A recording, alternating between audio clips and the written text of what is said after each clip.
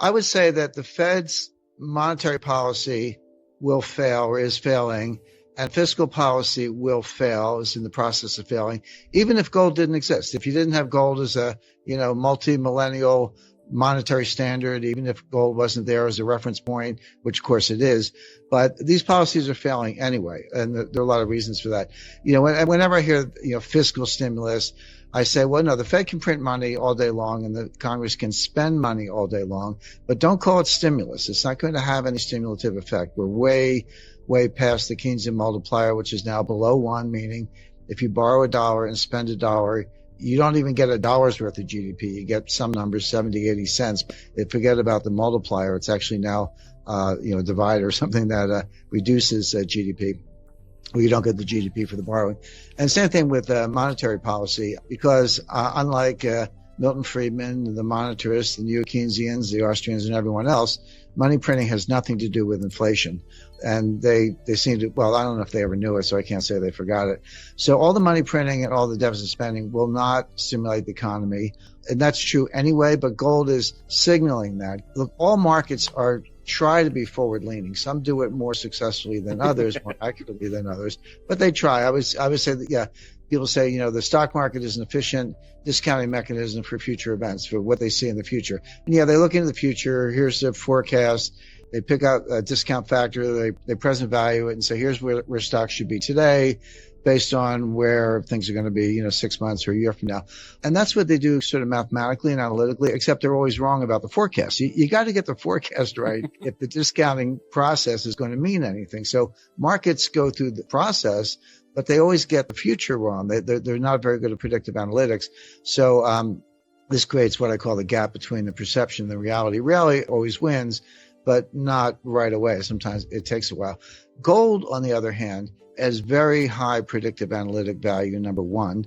Number two, it's more forward-looking. So gold's kind of telling you where things are going to be maybe a year to 18 months from now instead of 6 months from now. And so, so gold is signaling that monetary and fiscal policy will fail and something else will be tried.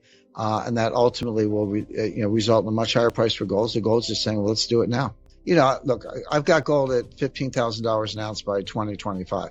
If I'm wrong about that, it'll be sooner and higher. But that's, well, I consider that a conservative forecast. And we can maybe take a few minutes to go into the analytics behind that. As I've said before, you've heard me say, I don't just throw numbers out there to get attention. I don't really care. I do care about getting the analysis right. And there's a number of different techniques. And what's interesting is they all point in the same direction. So, it's got to go to 3,000 before it gets to 15,000. It's got to go to 5,000 before it gets to 15,000. So that's my kind of long range forecast, but it could go down tomorrow. And I'm like, I don't get depressed when it goes down. I don't get euphoric when it goes up. I know where it's going in the long run. That's the important thing if you're trying to preserve wealth and make money. Nothing wrong with making money. I'm all for it. But sometimes preserving wealth, risk aversion is a higher priority than just making a lot of money in the short run. But either way, gold will serve that purpose and preserve wealth over that time period. Could it go down tomorrow? I guess, yeah. But all the vectors are pointing up very strongly. And I'll give you a concrete example. There are three things that drive the price of gold fundamentally. One that you've already mentioned, which is real interest rates. The lower the real interest rate, the higher the price of gold. Number two, supply and demand. You learn it in your first 3 days in economics, but it still works. And then number three is geopolitical risk. Call it risk off or fear factor, whatever you want to call it, but I think of it in geopolitical space. Those three vectors don't all have to point in the same direction. You could have a situation where geopolitical risk is high, pointing to a higher gold price, but real interest rates are really high, and that would point to a lower gold price, et cetera. But right now, all three of them are flashing green or maybe flashing gold. The real rates are coming down. They're still high, by the way. When I always have to just roll my eyes when really smart people, Dan Isaacson, Bill Gross, Jeff Gundlach, and I admire them all and I follow them all. But they've all been carried out feet first on this, bond bubble thing, the greatest bond bubble in history, and short bonds, and the interest rates have nowhere to go but up. They're just failing to distinguish between nominal rates and real rates. Nominal rates are low. Real rates are not low. When I say low, I mean, show me negative 4%. That's a low real rate. Yeah, you can pick your notes or your bills or whatever, but I usually use the 10-year note rate, 10-year treasury, because it's a good proxy for building, construction, long-term investment. People don't borrow overnight to build a building. They borrow for 7 years if they can, et cetera. So to me, that's my proxy for sort of economic growth and inflation forecasting.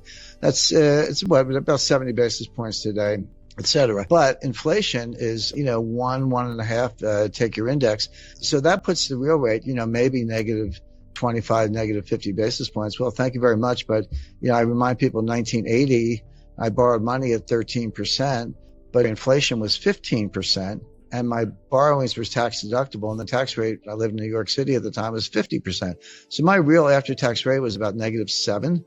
That's a low real rate. So the point is, we have a long way to go. And it doesn't matter, people are interested in whether the Fed's going to pursue a negative interest rate policy, take the target rate on Fed funds below zero. Legally, they could. It's already been done in Europe and Switzerland, Japan, a few other places.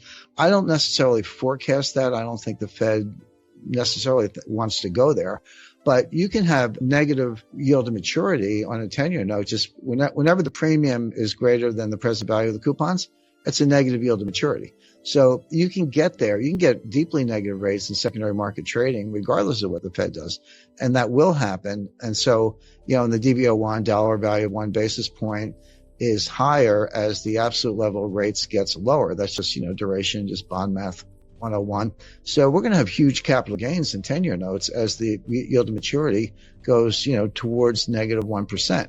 But that's going to be an enormous boost for gold.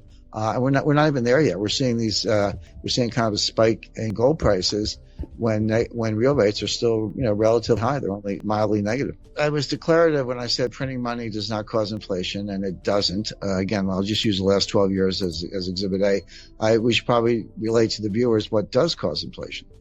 And the answer is velocity, the turnover of money, the lending and the spending. But the problem is velocity is a psychological phenomenon. The Fed can stick the landing on money supply. They can get it down to a couple of decimal places if they want. But if you want to control velocity, which is the key, that's psychological. So what you have to do is change the psychology. What is the psychology right now? It's deflationary. The savings rate in May was 33%. It had been going up. It kind of made its way like from 4% to 7%, but then it spikes to 33%. Well, savings is a good thing. You can drive an economy if you can convert savings into investment. And furthermore, if the investment is productive, unlike what China's doing. But we got some infrastructure or some other projects, R&D that would be productive. That can drive an economy. You don't have to drive an economy on consumption. You can drive an economy on productive investment. But the problem is twofold. Number one, it has a much longer time frame. That's a 5-7 year time frame. And it comes in the short run, at least, at the expense of consumption. Our economy is driven 70% by consumption. If you substitute savings for consumption, you're killing velocity. Because if I put my money in the bank and leave it there, the velocity is zero. And I remind people, $5 trillion or $6 trillion times zero is zero. You can print all the money you want, but if you don't have velocity, you don't have an economy. And so the question is, how do you change the psychology? How do you get and by the way, it makes sense to say if you're unemployed, you better be saving because you're maybe lucky if you can pay the rent. But even people who are working or still have their jobs, they're worried, maybe I'm next. Maybe they fired a guy down the hall, but maybe I'm next. And maybe I better save more just in case, and so forth. So, and that's not a bad thing. I'm not saying that doesn't make sense. That makes a lot of sense, but understand what it means. It's deflationary. It reduces velocity. It offsets the increase in the money supply, and it's very hard to get out of. I mean, Keynes called it a liquidity trap, and he was right. That's what it is. So how do you change the psychology? Well, you need something big. You need something dramatic that's going to get people to say, wait a second, what's going on here? Well, one of them would be a $5,000 price for gold.